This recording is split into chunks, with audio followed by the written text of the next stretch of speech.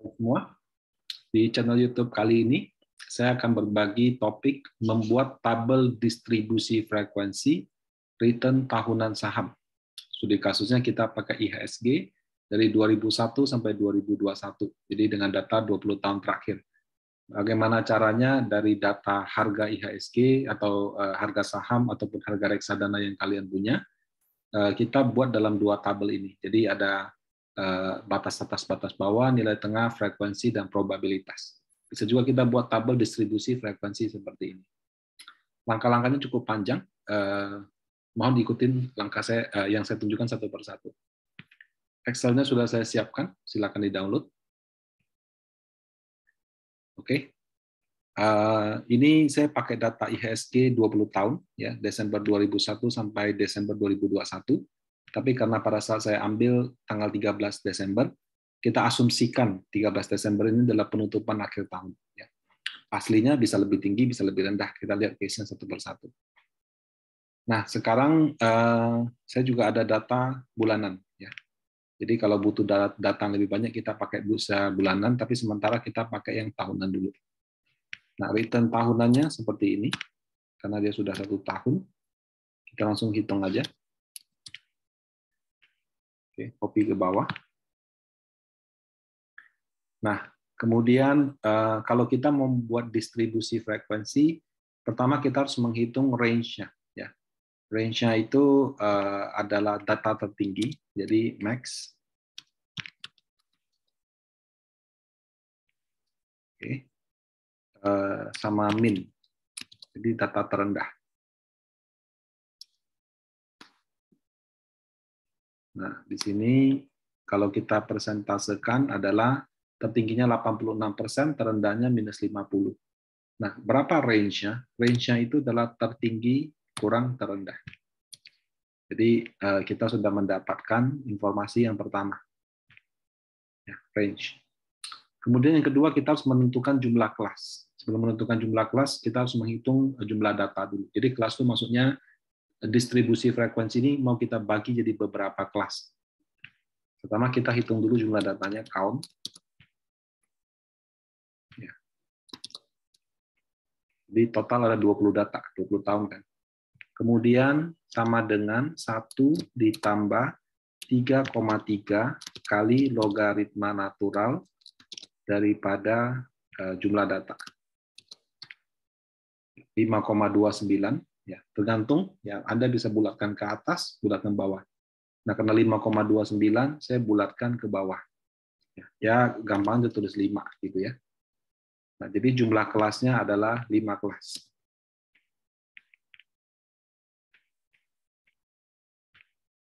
Oke, jadi komponennya sudah dapat 2, range-nya sama jumlah kelas. Kemudian interval. Ya. Jadi dalam satu kelas itu intervalnya berapa persen. Nah, kita menggunakan range dibagi jumlah kelas. Dapatlah 27,52%. Karena saya pakai Excel, ya walaupun ini 2 angka di belakang koma, tapi aslinya sampai belakang juga ada ya. Nah, sekarang kita tahu ada 5 kelas. Berarti ada kelas 1, kelas 2, kelas 3, kelas 4, kelas 5. Nah, batas bawahnya adalah data terendah untuk kelas pertama. Kemudian yang ini adalah angka ini ditambah range, ya, F4. Kemudian angka batas atas di kelas pertama menjadi batas bawah di level kedua. Nah, ini juga sama, jadi range lagi, ditambah lagi. Nah, kemudian kita bikin tarik ke bawah. Nah, jadi kelas yang pertama adalah return IHSG di kisaran minus 50 sampai minus 23% dalam setahun. Ini minus 23 sampai positif 4, 4 sampai 31, 31 sampai 59, 59 sampai 86. Nah, tentu saja kelas ini adalah kalau kita tentukan berdasarkan rumus. Bisa nggak Pak, saya bikin min 20, min 30, 10 sampai 20, 20 sampai 30, bebas. Ya, penentuan jumlah kelas itu bebas, tergantung penelitinya mau pakai yang mana. Cuma kalau kita ikutin rumus statistik, idealnya seperti ini. Nah, nilai tengah gimana? Ya, itu sebenarnya rata-ratanya. Ya. Jadi average daripada ini. Ya, atau batas bawah tambah atas bagi 2 juga nggak apa-apa. Tapi ini tidak ada kaitannya sama distribusi frekuensi ya. Jadi kita bisa kesampingkan dulu. Nah, frekuensi sekarang saya mau menghitung. Dari 20 data ini, ada berapa sih yang masuk dalam range minus 50 sampai minus 23? Nah, di sini saya ingin memperkenalkan fungsi Excel yang baru namanya count if. Count if S. Kenapa ada S-nya? Karena dia di antara dua nilai. Jadi pertama kita hitung ya, kriteria range, atau kita blok aja begini, koma, range yang pertama. Ya, jadi range yang pertama dia harus maaf. Kalau dia kelas yang pertama kita langsung pakai count biasa, bisa count if biasa. Ya. Di kelas berikutnya baru ini count ya, range. Nah, kriterianya ya, kriterianya lebih kecil sama dengan, oke. Nah, ini kalau belum pernah lihat nih, ada dan batas bawah. Nah, artinya apa? Hitunglah E sampai E semua data ini. Kalau datanya lebih kecil sama dengan data M12 ini. Nah, total ada satu data. Ya, jadi selama 20 tahun terakhir cuma satu kali return IHSG itu berkisar antara minus 50 sampai minus 23. Nah, kemudian di sini, nah karena dia harus lebih besar daripada ini, tapi lebih kecil daripada ini, maka kita harus pakai count if yang ada S. Count if. Oke. Jadi pertama kita blok kriterianya dulu. Kriterianya lebih besar daripada ini, lebih besar ya, dan ini range 2, tetap pakai yang EE. Oke. Lebih kecil sama dengan ini.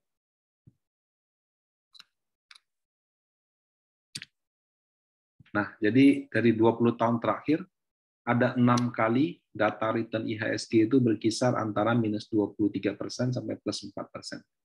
Nah, kalau kita copy ke bawah, di total,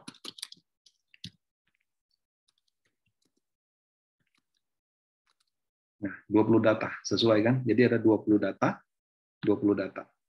Nah, jadi rumusnya count if, range datanya, yang pertama lebih besar daripada batas bawah, yang L ini. Kemudian hitung lagi range lebih kecil sama dengan yang batas atas.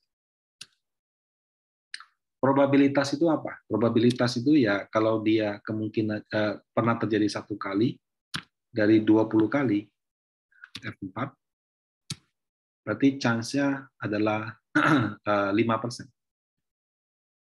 Kita copy ke bawah. Nah, berarti kemungkinan return IHSG berkisar antara 4 sampai 31 adalah 35%. Antara 31 sampai 59 adalah 20%. Antara 59 sampai 86 adalah 10%. Seperti itu. Ya. Nah, kalau dulu kita belajar probabilitas, berdasarkan probabilitas kondisi ekonomi sangat jelek, kondisi ekonomi jelek, kondisi ekonomi normal, sangat baik, berapa sih prediksi return-nya? Sebenarnya tinggal dikalikan aja.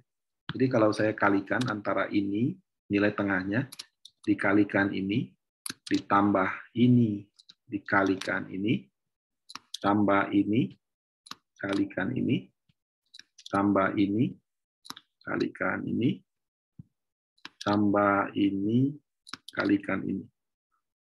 Ya, berarti return IHSG berdasarkan probabilitas itu dalam jangka panjang 18,17%. Ya, ini juga salah satu alternatif dalam menghitung return atau memprediksikan return di masa mendatang, gitu ya. Di video sebelumnya ada rata-rata return, kalau ini pakai rumus probabilitas. Ya, atau kalau mau pakai rumus sum produk juga bisa. Produk itu artinya datanya dikalikan. Ini dikalikan ini. Nah, kalau sum artinya sudah dikalikan dijumlahkan. Nah, sama kan 18,17. Oke.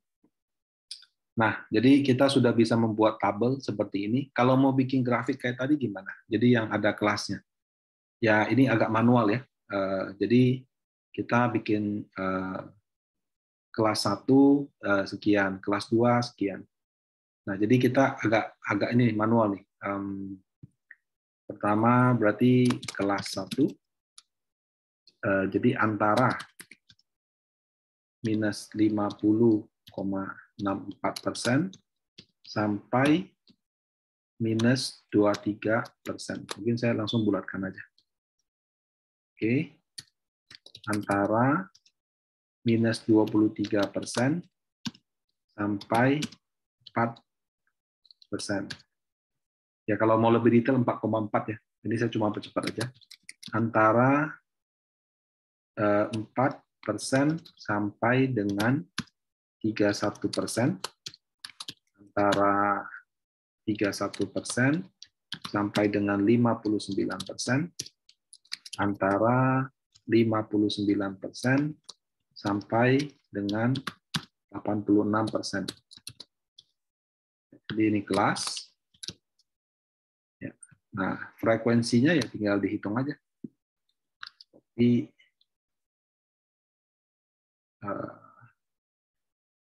paste values and number formatting. Ya, jadi ini frekuensi.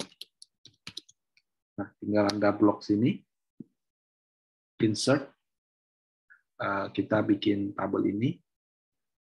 Nah, dapat sudah. Jadi distribusi frekuensi untuk return tahunan daripada IHSG, berarti kemungkinannya berapa persen ini. Anda bisa pakai frekuensi seperti ini. Ya, kadang-kadang ada juga yang pakai probabilitas.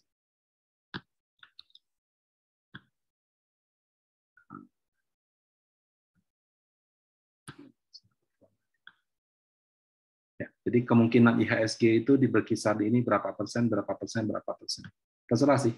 Mau pakai frekuensi boleh, mau pakai probabilitas juga boleh. Itu tergantung bagaimana peneliti atau researcher menampilkan datanya. Oke, kita sudah coba dengan data tahunan. Kemudian kita juga sudah menghitung proyeksi return berdasarkan 20 tahun ini. Nah, sekarang kita bisa menggunakan data bulanan. Jadi biar N-nya lebih banyak. Ya. Nah, kalau dia N-nya lebih banyak, berarti begini, ada periode yang overlapping. Jadi kalau misalnya di Desember 2002, berarti return 1 tahunnya kan adalah Desember, dibagi Desember sebelumnya -1. Oke. Nah, kemudian kalau yang 31 Januari gimana? Ya, berarti Januari 2003 dengan Januari 2002. Nah, jadi ada yang overlapping, tapi ya nggak apa-apa. Karena kan kalau ini yang tahunan mengasumsikan kita cuma masuk di akhir tahun. Sementara kalau ini ya kita bisa masuk setiap akhir bulan. Ini lebih mendekati real. Kalau mau harian juga bisa, ya tapi ngitung harinya masih tepat karena kalau kita tarik data di Excel, jumlah hari kerja itu kalau hari libur itu dia langsung terskip. Jadi kalau kita mau copy paste ke bawah itu rumusnya nggak akan dapat. Gitu. Saya lebih prefer pakai datanya bulanan. Sudah dapat. Nah, kita ulangi lagi ya rumusnya. Jadi kalau ini tadi data bulanan. Nah, sekarang kita hitung data tahunan. Grafik ini saya delete aja. Ini juga saya delete. Oke. Pertama data tahunan kita hitung tertingginya sama dengan max. Sorry, data bulanan, maaf terbalik ya. Ini tadi yang data tahunan, ini data bulanan. Tapi walaupun datanya bulanan, return-nya tetap return 1 tahun, karena kita ngambilnya return 1 tahun. Jadi Jangan karena datanya bulanan kita berasumsi ini bulanan. Enggak, tetap return 1 tahun.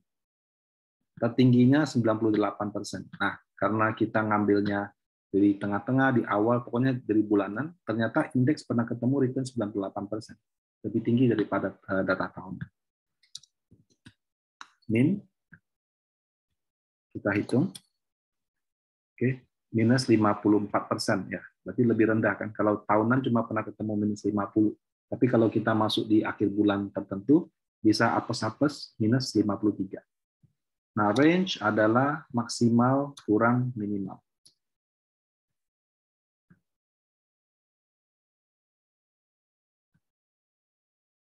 Oke. Saya kasih merah. Mungkin pakai biru aja. Dan ininya putih.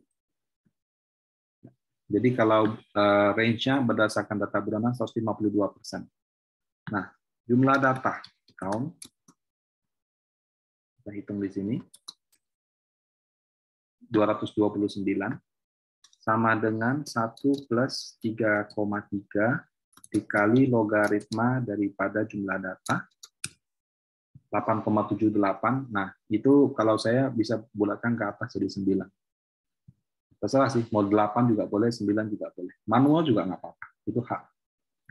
Nah, kemudian interval adalah ini dibagi 9. Jadi jarak antar kelasnya itu adalah 16,9%. Tidak selebar kalau ini 27% ya. Kalau ini tadi 9.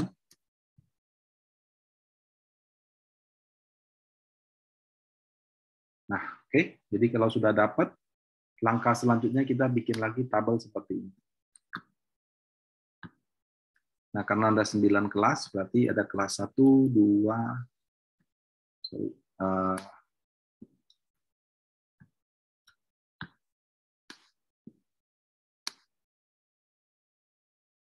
9 kelas. Ya.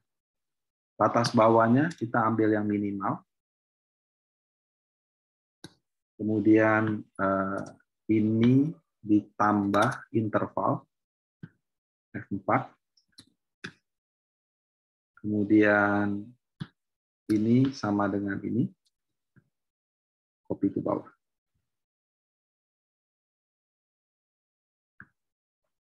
Kalau mau tahu kita punya ini benar apa tidak, angka batas atas yang tertinggi ini sama dengan maksimal. Kalau ini berarti sudah benar. Tapi kalau misalnya angkanya dapatnya 80%, berarti cara menghitung ininya salah. Ya. Batas bawahnya sama dengan minimal. Oke, nilai tengah. Jadi kita rata-ratakan.